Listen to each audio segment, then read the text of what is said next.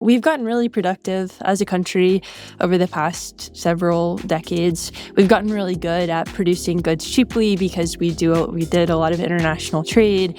And so goods have gotten a lot cheaper because we've gotten more productive at producing them, but it's much more harder to get productive with services. So you can't really automate a physician, but you can automate a car factory.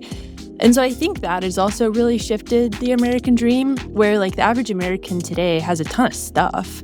Most Americans have a lot of things. But that, more, if you're thinking broadly speaking about buying that house, it's a little bit more difficult to achieve. Welcome to Prof G on Economics, a special series focused on the forces shaping the economy and your financial life. Scott Galloway is away this week, so I am filling in. Who am I? I'm Ed Elson, co-host of Prof G Markets, and I am, more importantly, joined by the one and only Kyla Scanlon, economic commentator and author of In This Economy, How Money and Markets Really Work. Kyla, thank you for doing this. Thank you for doing Scott's job for him. It's great to see you. Great to see you. So we will be answering your questions on the economy that you as the audience have sent us and what it means for your money. Okay, Kyla, are you ready to do this? Yeah. So our first question comes from Afro Turk on Instagram. They say, how should young professionals who feel priced out of home ownership by rent, student loans, and higher living costs think about whether to keep chasing big city careers versus moving to more affordable markets to accelerate saving, investing, and eventually buying a home? How has the American dream changed for you both? So I'm kind of reading this as do I go to a city or not question. I'm going to throw this over to you to start, Kyla. What would be your response to Afro Turk on Instagram? I think it's a fair question, and it's one that is a lot harder to decide than I think people give it credit for. So for me, I grew up in Kentucky and ended up moving to LA immediately after I graduated in 2019. So I chose the big city career, but then the pandemic hit. And so I think that's one part of it, is that you don't know what's going to happen. And so I think here you have to optimize for what you want. If you want to buy a house right away, it's not the smart thing to move immediately to a big city. It's just not going to happen unless you have generational wealth. And I think the American dream has evolved really substantially for everybody because we consider buying a house the American dream, but it's gotten very expensive everywhere. So even though this question says, should I stay in my small town and buy a house? Those homes are still quite expensive too. And there's something called Baumol's cost disease. Have you heard about this? So I think it gives a lot of support to what this person is asking, where we've gotten really productive as a country over the past several decades. We've gotten really good at producing goods cheaply because we did a lot of international trade. And so goods have gotten a lot cheaper because we've gotten more productive at producing them, but it's much more harder to get productive with services. So you can't really automate a physician, but you can automate a car factory. And so I think that has also really shifted the American dream, where the average American today has a ton of stuff.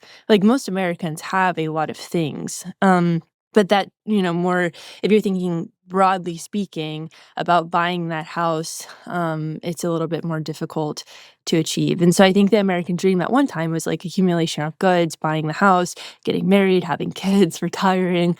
The buying a lot of stuff is achievable, but the other half of it is not so achievable. But anyway, I think the point of this question is it's very much preference. I saw this comment, and this was one of the most popular comments, and it seems like this is something that people are really thinking about. And I think to your point, when COVID happened, that sort of blew a hole in the whole where do you live question, because we suddenly realized that you could maybe live anywhere and you could do your job from anywhere and everything would be remote, which kind of was true for a little bit. I'm not sure how true it's going to be moving forward. My 2 cents on this question, this question is a young person, it seems how should young professionals think about this?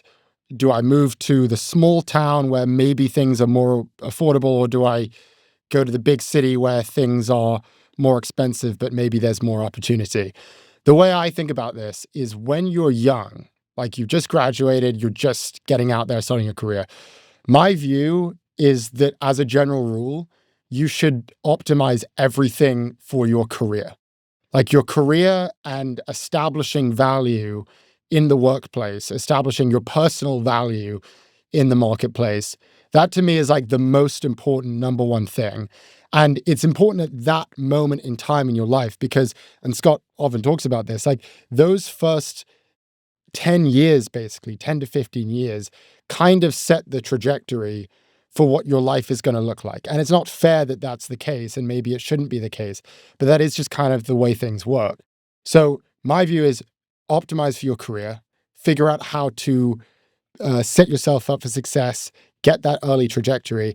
And my other view is that if you're trying to do that, I think you should go to a city because that's just where the opportunities are. And we have some data here that I'm looking at, which is, kind of understandable. And that is the first piece of data is from the BLS. Average wages in metropolitan areas are 29% higher than in non-metropolitan areas, which, is striking, but also you'd probably guess. This is also from the Bureau of Economic Analysis. Income growth in non-metropolitan areas was 4.7%. This was in 2023. In metropolitan areas, so cities, it was 6%. So your wages are rising faster. And this is the most important point. This is from the Fed, which found that wages for workers in big cities rise faster with experience compared to workers in small cities. And I feel like that's the most important point, which is you shouldn't be basing your understanding of your life based on your current earnings as like a 24-year-old, 25-year-old, because it's going to change dramatically over time. And the reality is, if you're in a city where things are more competitive, there's more opportunity. Also, you're surrounded by people who are probably just better, at least at the whole work thing. People are probably making more money, they're more competitive. It's going to make you more interested in working harder. And ultimately, that's going to mean that probably, based on the data, your wages and your earnings are going to increase at a higher clip than if you were to go to a smaller town. So I agree it's situational and, everyone has different preferences. But I feel like my general rule is like, you want to think about your career. You want to be laser focused on that early on, which probably means go to a city. And then once you've figured your stuff out and you know what you're doing and you have relationships with people, you have credentials, then you can start thinking about the quality of life stuff. Then you can start thinking about like, okay, where do I really want to live? Do I really want to be living in this big city, or do I want to be living somewhere else where I can have a bigger home, etc. But early on, I would vote city. Yeah, I'm curious, one thing that we're really seeing a lot of right now is people who over-optimized for their careers and now are very tragically having fertility issues, especially for women. And so I think what we're talking about too is Yeah. also the world of AI, like the big city career.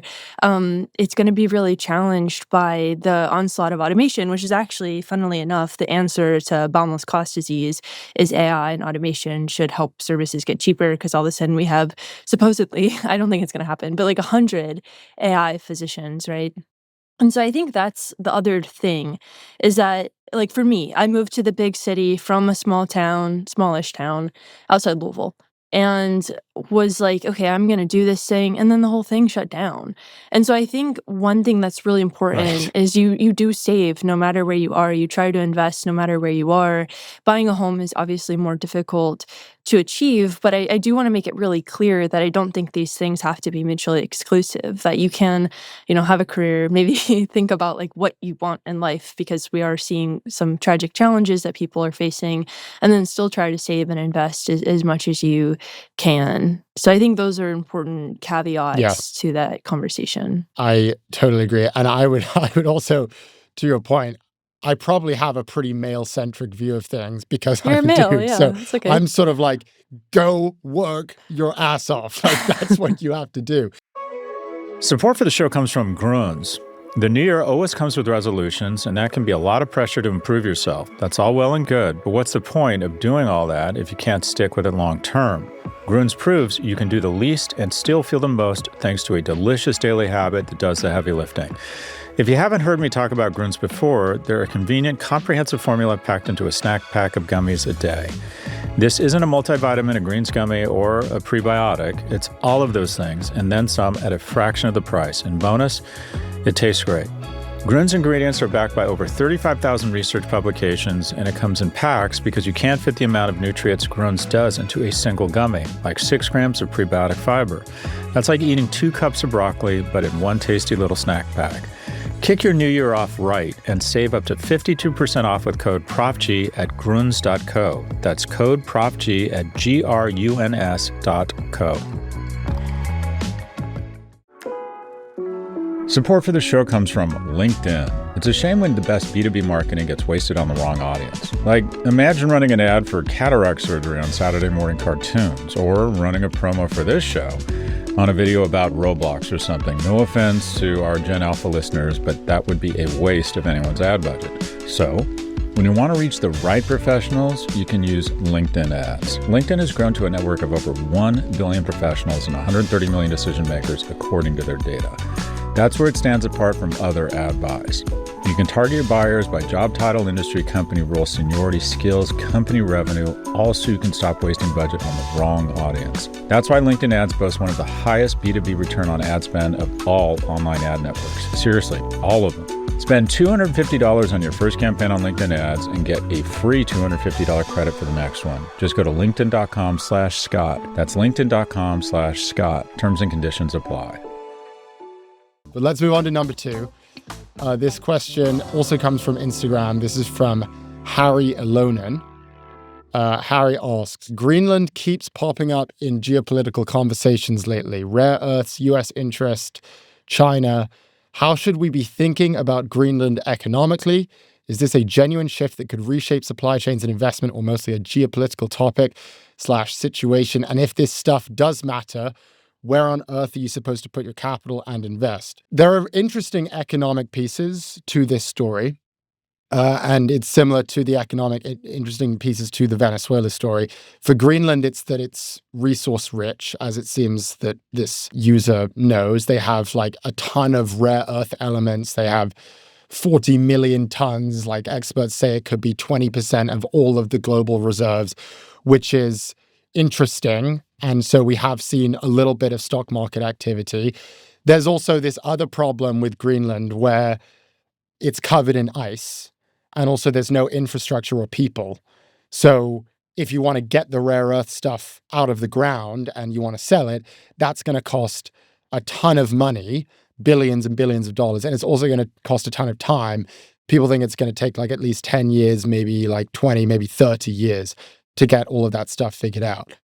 These, to me, are fun, interesting questions just because they're interesting, but I don't think they are relevant to your life. And I definitely don't think that they're relevant to your portfolio. Like, I don't think that this is something you should be thinking about as an investor. And I would even point to like Wall Street's reaction to the whole Greenland Venezuela situation, where you had a couple of stocks that climbed because they're very specific to the region. Like, if you're a rare earth mining company that has a project in Greenland, like, yeah, your stock went up. But overall, there was almost no reaction from Wall Street. Like, the S&P, the larger market, didn't really care. And I honestly think that that is the way that you should probably think about this as an investor. Like, this doesn't really affect you unless you want to try to be a stock picker. But if you're going to do that well, then you got to now become an expert on Greenland and rare earth elements in the Nordic region, which I don't think you probably want to do. So to me, I don't think this is that important. I think if we're thinking about like the real issues around this, like what the larger conversation this brings up, to me, it's more of a geopolitical story. It's more about how America is trying to become more of an imperial nation. Trump's been talking about going into Cuba and Colombia. Like, if we decide as a nation that our new MO is to just invade countries and take their shit, that's kind of a big deal. And maybe that does affect you to the extent of like, what does that mean for America and its relationships with other nations? What does it mean for our relationship with Denmark, for example, and therefore Europe? What does it say to our allies? What does it say to China? Does that embolden China to go in and start taking Taiwan? That is kind of a different conversation, which brings up a question of like, is this going to make the world a more violent place? And maybe that would be important to our lives. But for the time being, I would say, no, it isn't. This is more of an interesting story that is worth tracking, but not something that you should think, oh my gosh, like, what do I do with my portfolio now? What do you think, Kyla? Well, I kind of disagree with you. So I think it's important to like level set the situation in Greenland. Like Denmark has controlled Greenland for hundreds of years. Greenland does not want to be controlled. The people of Greenland do not want to be controlled by Denmark, but they also do not want to be controlled by the United States. So that's number one, most important thing. What do the people there want? They want freedom. Yeah. And the U.S. actually they have access to the materials that they need. In 1951, the U.S. did sign a defense agreement with Greenland that gave them military access to Greenland. It was updated in 2004 to state that the U.S. has to tell Greenland and Denmark if they're going to do anything there, but they can go and do things there. And also, Javier Blas of Bloomberg Opinion wrote a great piece talking about how, as you said, like how difficult these rare earths are to get out of Greenland. The ice is so thick. If you really want rare earths, that's like not the best country to go to. There's some speculation that perhaps supply chains are going to be evolving around Greenland as global warming happens and the ice melts. So there's all sorts of speculation around this topic. But I think the way that the U.S. is thinking about this is underneath the lens of the Donroe Doctrine, right? So Trump released this national security strategy document in November 2025 that talked about how the U.S. wants to be the dominant power in the Western Hemisphere. That's what we saw with the action in Venezuela. That's why he's threatened Cuba. He's threatened Colombia. He's threatened Mexico. He's threatened Iran. He's threatened Canada. And so it does seem, and Iran's obviously not in the Western Hemisphere, so apparently the Donroe Doctrine is very far-reaching. Yeah, it's everyone. But if the U.S. invades Greenland, NATO will have to respond in some way. So all of the countries that have been the U.S.'s allies for the past, since the post-World War era, are now going to have to look at the U.S. and say, okay, we can't really get along with you like how we used to because you just attacked one of our member states, which is Denmark. And Denmark has also been one of the closest allies to the United States. Same situation with Canada, where you're kind of like punching your best friend in the face for no apparent reason.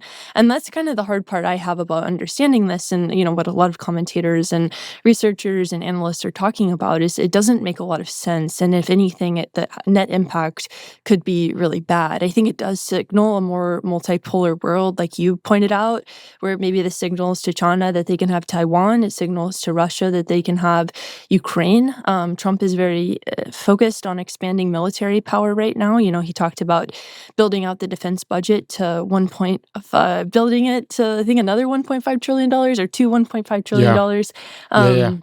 And he's talked about, how the defense companies no longer can pay out dividends. There's going to have to be caps on compensation.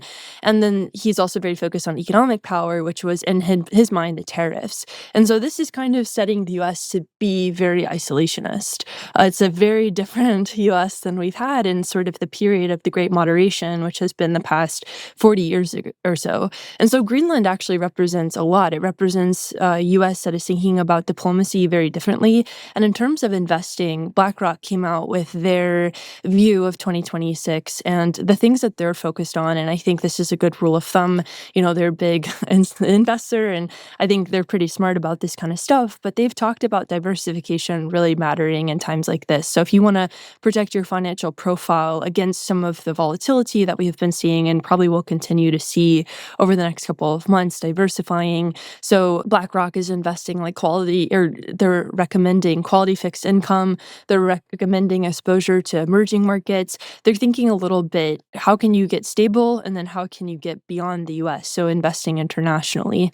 Bloomberg also put together a really great piece. They look at all of the investment outlooks for 2026 that all the big banks talk about. And so a lot of them are recommending international exposure to real assets like land, exposure to gold, and some exposure to the more like nuts and bolts part of the AI trade, so things like memory.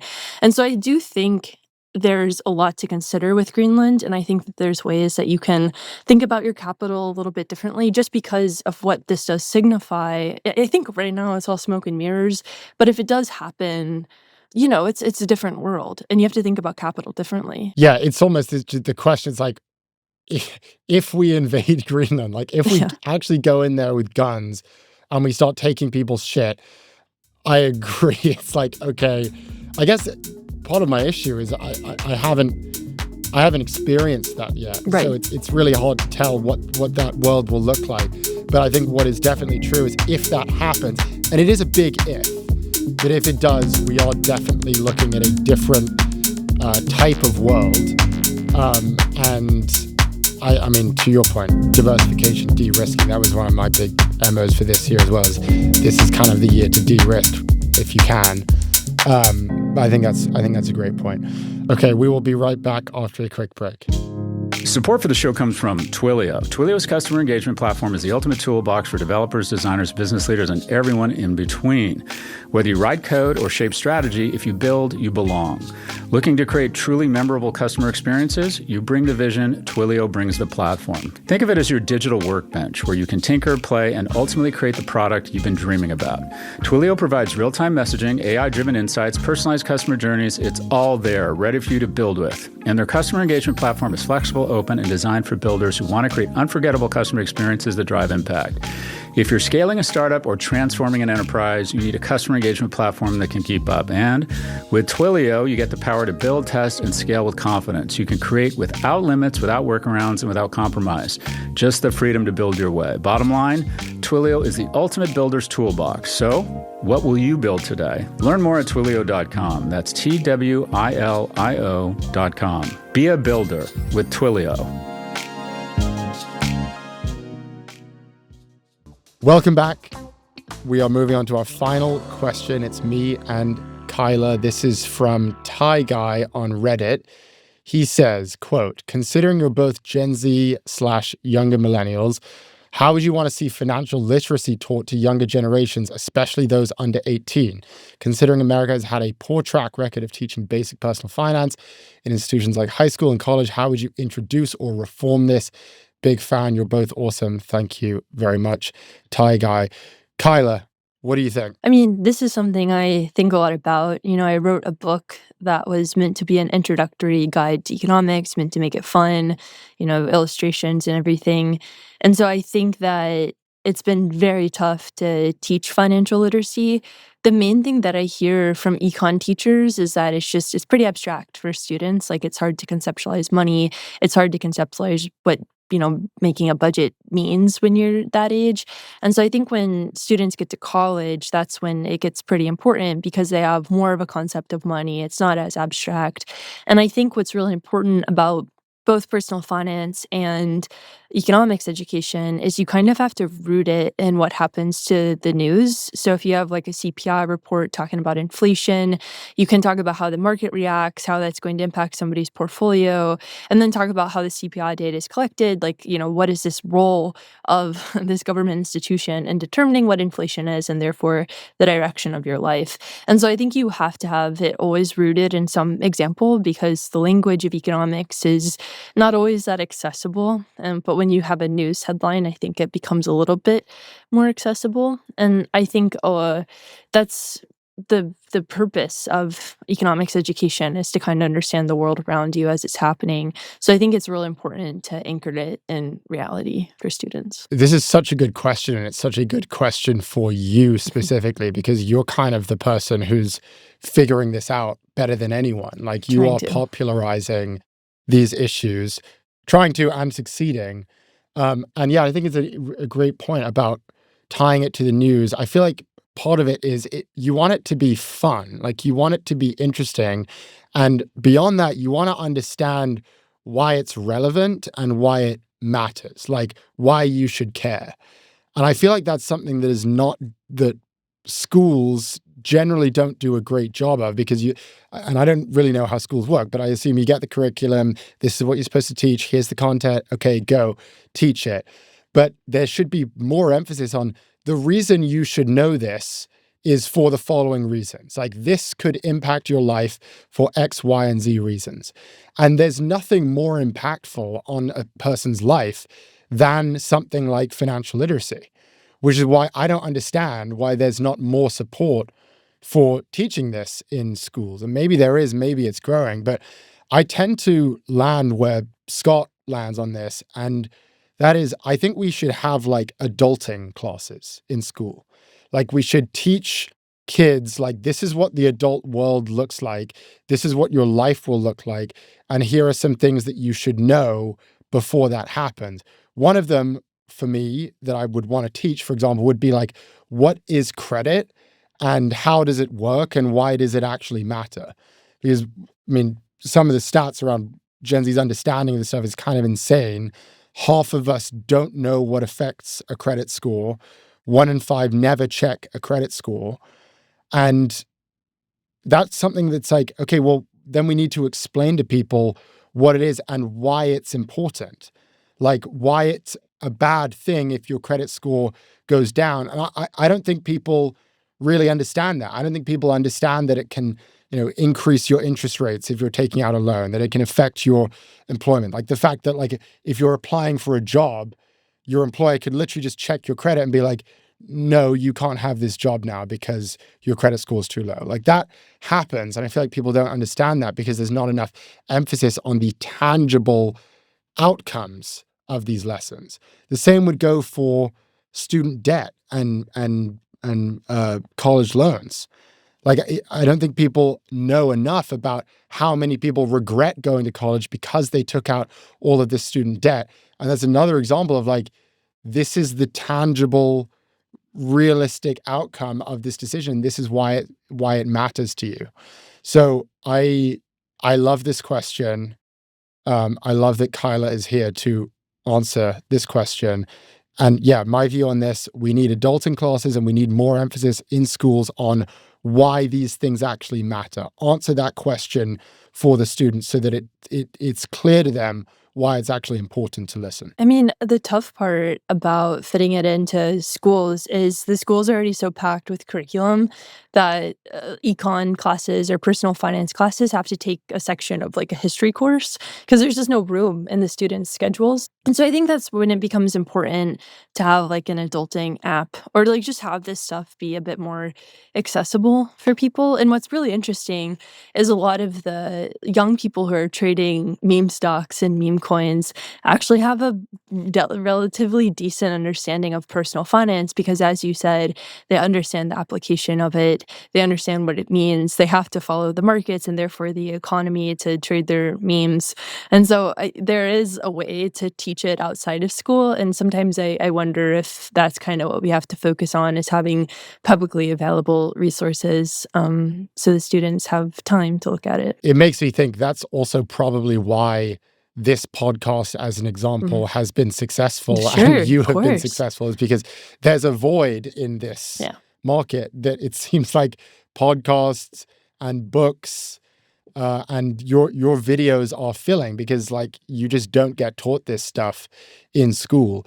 I guess for like the crypto people, what I would also, the people who are like, on their Robinhood trading all day, I feel like they could also use some adulting classes about like, how to spend your time well, like the ROI on, getting a good job and putting the hours in and spending your time trying to build, a good career and how that can benefit you. Also, like I feel like the adulting class should have other facets to it, including like career management and life management. Like, I even want home econ to make a comeback. I feel like that would be an awesome thing.